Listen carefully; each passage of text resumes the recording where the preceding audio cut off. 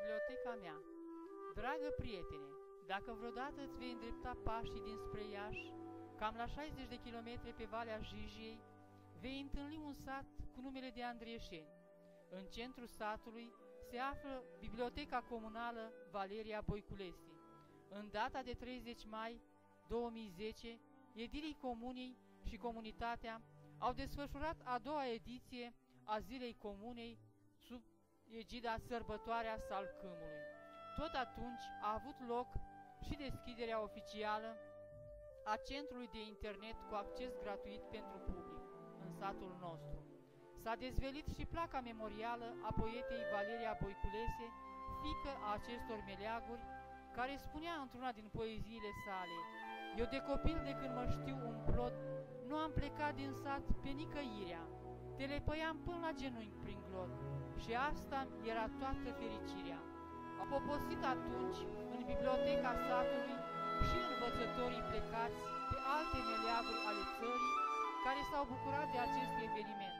Ne-au împărtășit din munca lor de altă dată și de astăzi și au participat cu toții la spectacolul oferit de elevii școlii generale cu acest prilej. Ne-am bucurat cu toții de acest mare beneficiu adus comunității prin tehnica modernă primită și mai ales că vom avea acces la internet și vom accesa ce informații dorim.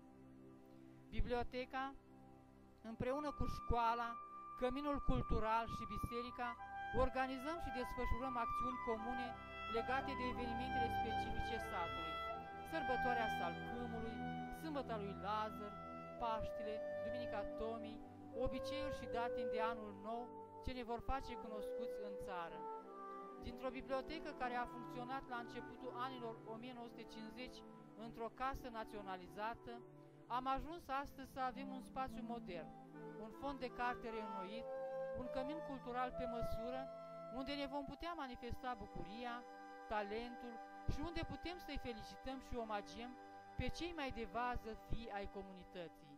Nu vom uita că prietena noastră rămâne cartea, că de aici, din bibliotecă și din citit, s-au ridicat personalități de valoare ale satului nostru care ne fac cinste. Amintim aici pe poeta Valeria Voiculesi, scriitorul Pavel Coruț, învățătorii Dumitru Hânceanu și Mihai Hânceanu, Mihai Lupu și alții. Și nu ne pierdem încrederea că și de acum înainte din acest sat se vor ridica și alți oameni de valoare pentru țară.